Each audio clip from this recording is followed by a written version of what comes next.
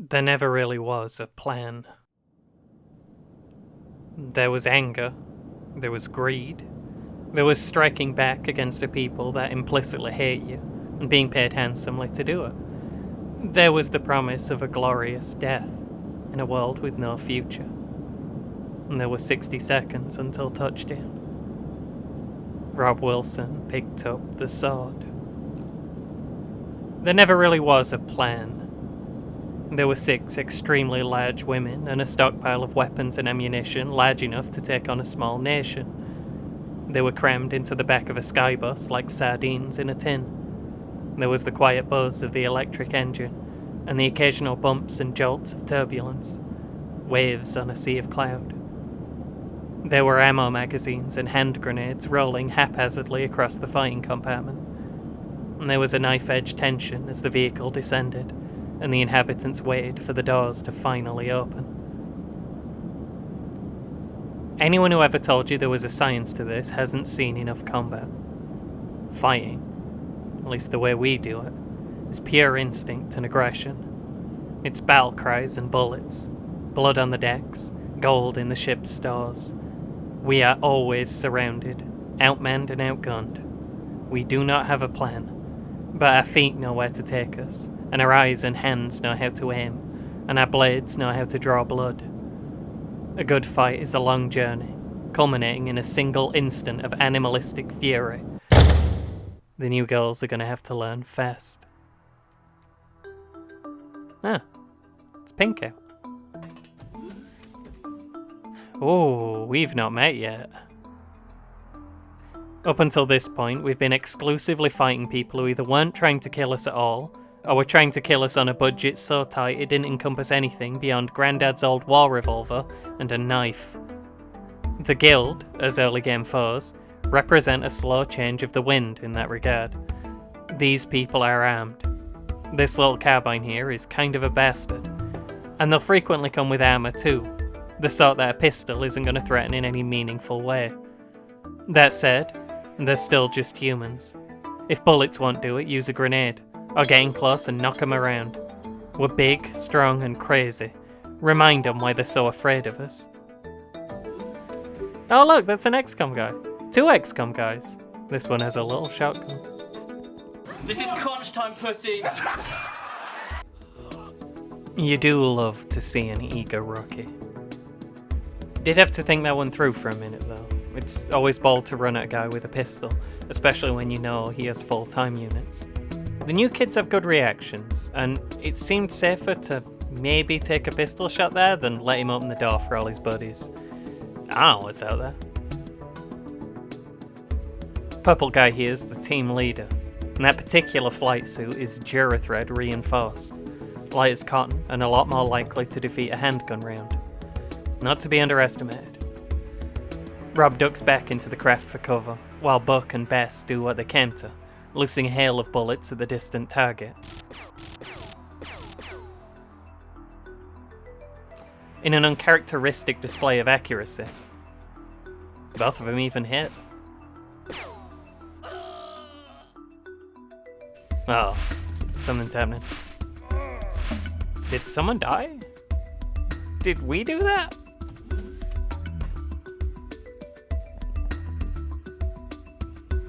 The security guys come with combat armor and long guns. They're tough, especially from the front. But if you're getting close, they're not going to stand up to an Uber gal with a dagger and a grudge. Kez snipes at the leader. Little high? Seeing the security man lurking down there, some of the girls have got to thinking about how to tackle that fairly bulletproof obstacle. None of them have an angle this turn though. Too many trees in the way.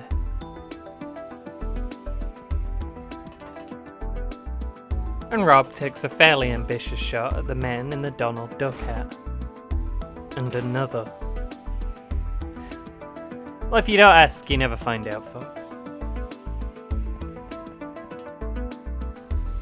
Oh, it's happening again.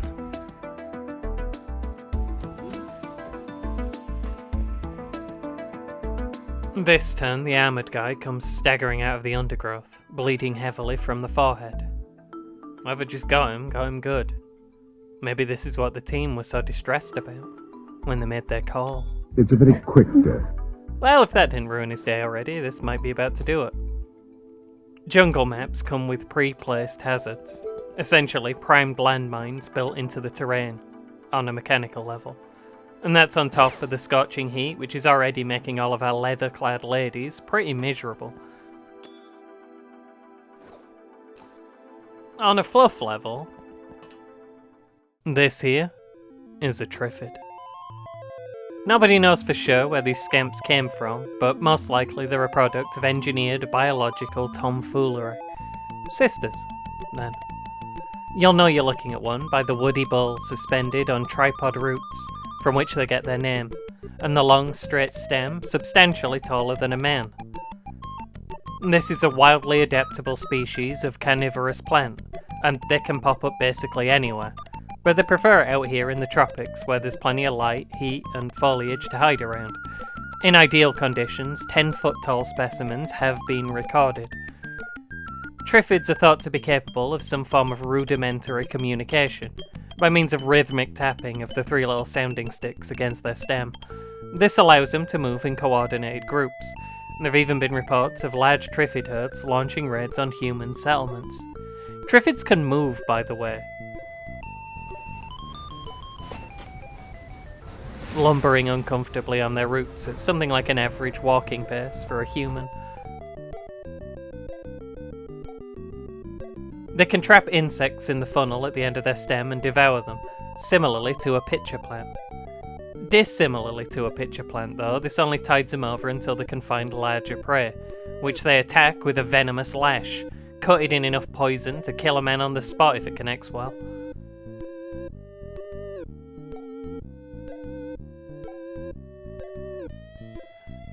After a few days, they use the same tool to separate and consume chunks of rotting flesh from the bodies. Now, you're probably thinking it'd be pretty tough for a giant plant that can only move at a steady walk to get the jump on someone. But these guys are master ambush hunters.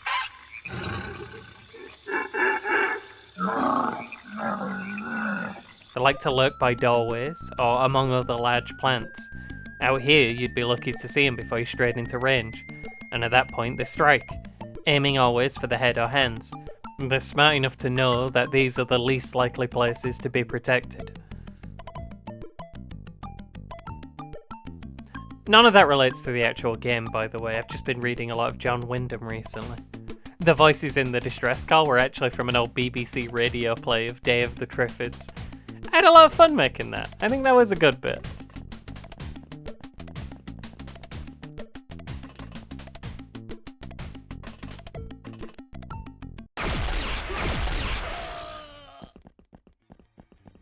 The leader pops out and puts a speed hole in one of the Airbus's wings. Now Panther reckons he might have strayed just a little too close. Oh dear.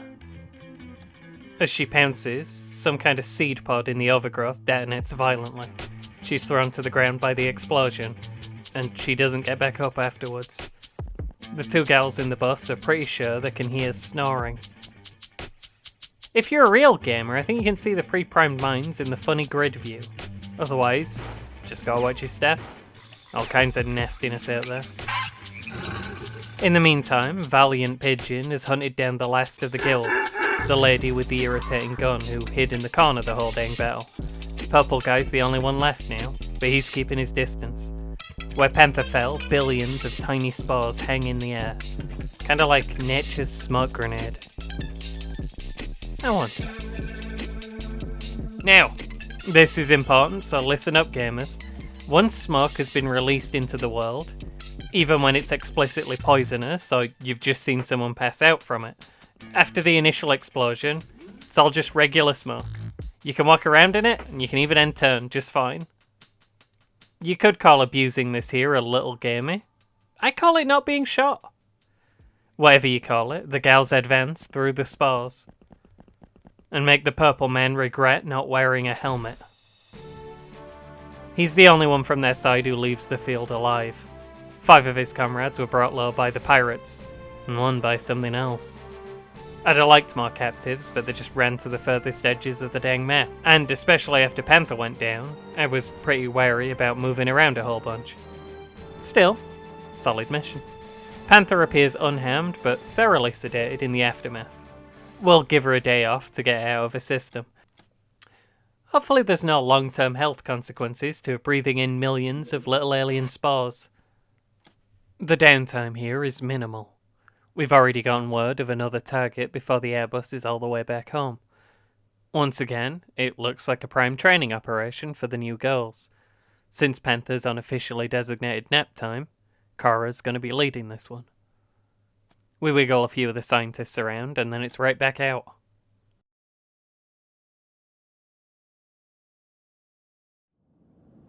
There never really was a plan. It was coming up on a year ago now. I always get sad around the holidays. Needed something to distract myself with. I never really expected anyone to come here, apart from maybe a few friends. The algorithm rankings were already poisoned by 800 straight videos of just Twitch VODs and zero effort Let's Plays. But I was messing around with editing programs at the time. I wanted to give it a real go. Rob Wilson picked up a cattle prod and 3 big rocks. We've not really gotten very far, and I've spent a lot of time over the last 12 months talking about the wrong video game. I don't think I'll ever just settle down and do one series at a time. My brain doesn't work like that. And I kind of feel like I've got to build up to another one of these. It is, after all, my favourite series. It makes me happy every day that you're here with me. We arrive right as the sun goes down, all facing the wrong way. Contact! A bullet deflects violently off Pigeon's forehead, but only serves to get her aim on target. She's fine. We ideally want to be not murdering as many of the assembled civilians as possible, but it's difficult with them being so shooty. And with gnomes lurking behind every rock. We try and take him out non-lethally, but doesn't go so well. Can't save every gnome.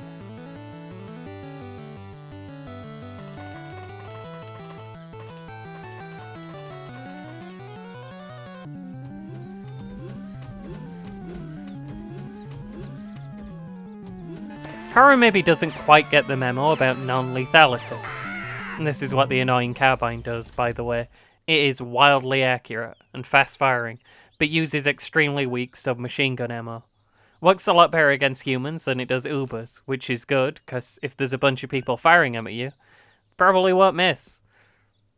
We've done one of these before, so rather than a play-by-play, let me give you some rumblings I've been hearing from out here in the wastes.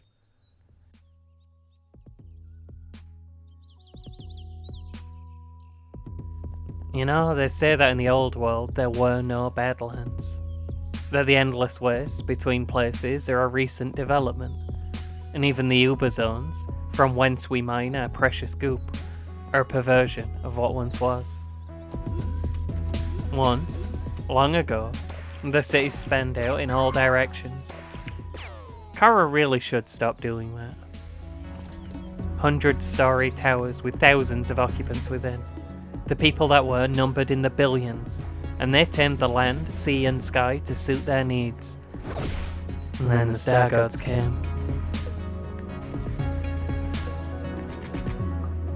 The church and its followers know what happened as the Tribulation, when the gods returned home to witness a growing empire of sin, and, in a comical mirror of what had happened in the oldest days, when men first stole fire from the gods,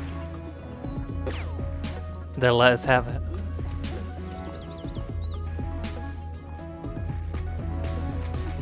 Bess and Pigeon spot a sharp guy lurking out to the north.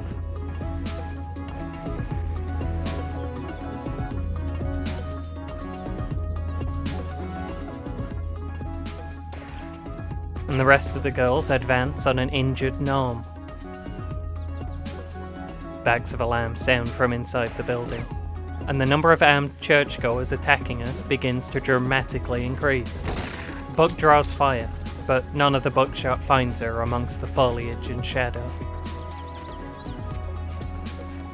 Kez is on the shooter quickly. Molotov. And that'll be me backing up.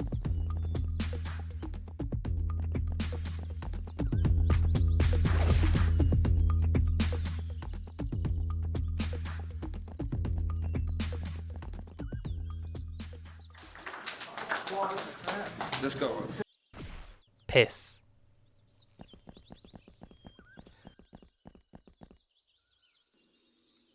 Attacking the church probably seems cruel, in a world without hope. It's here that they manufacture hope, after all. Conjure it wholesale from scripture and ceremony, from big funny hats and flowing robes.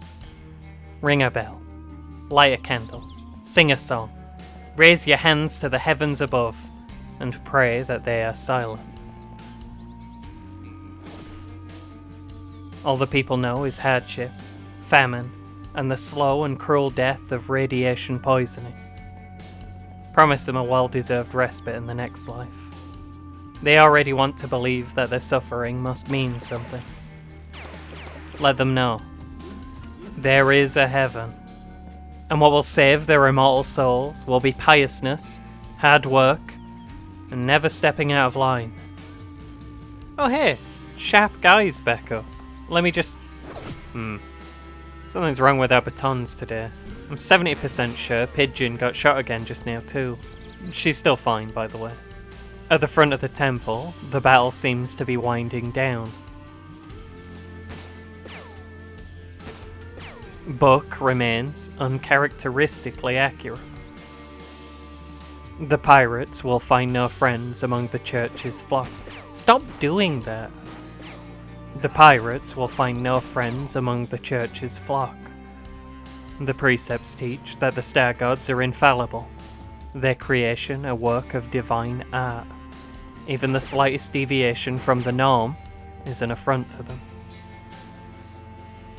I'm gonna hit this man with a rock now. The big rocks, folks. All are familiar, of course, with the definition of the true image. And lo, the gods decreed that man should have one body, one head, 2 arms and 2 legs. That each arm should be jointed in 2 places and end in 1 hand. That each hand should have 4 fingers and 1 thumb.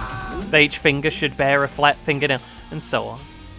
Every man, woman and child knows this affirmation by heart. All are taught that the devil's creatures lurk amongst them, and they must be wary of any hint of difference. Some of the girls could pass for human. Maybe. If they dressed more modestly than usual and the light wasn't too good. Even then, their height and build alone would be suspicious. These are jack ladies. At any rate, most mutants aren't so lucky, either bearing deformities that are impossible to conceal, or being born amongst the humans, into a place where they have to hide their deviation every day, lest suffer for it. Any mutation is blasphemy, no matter how minor. All are punished the same. The deviant must be committed to the flame. Across this world our brethren are persecuted, their only crime one of birth. Across lands scorched by acid rain, by atomic fire, burned, salted earth in the shadow of bombed out office blocks, the memory of a populace etched into the background like a faded photograph, a people blasted into their own shadows. Something's wrong with our batons today. If there was hope here, if but a spark of a chance remains for the people of Earth, they would seek to smother it. There never was a plan, but these are fights worth having. So I actually read the Chrysalids as well. Wonder what books I'll have read before I finish the next one. I'm sure you'll hear all about it. In terms of the mission, well, we almost learned a valuable lesson about windows and elevation there, if they'd had better guns on her. And I've no idea why the priest at the end didn't flamethrower anybody, but I'll take it. A little sloppy in places, maybe. But the girls did great. Pigeon's gonna be out for like 5 minutes with hurt feelings and a bruise. in terms of the episode. I ain't done my final checks as of writing, but I believe this is the first episode to not require the censorship bears. So that's exciting. Yo, are these new? Oh, heck.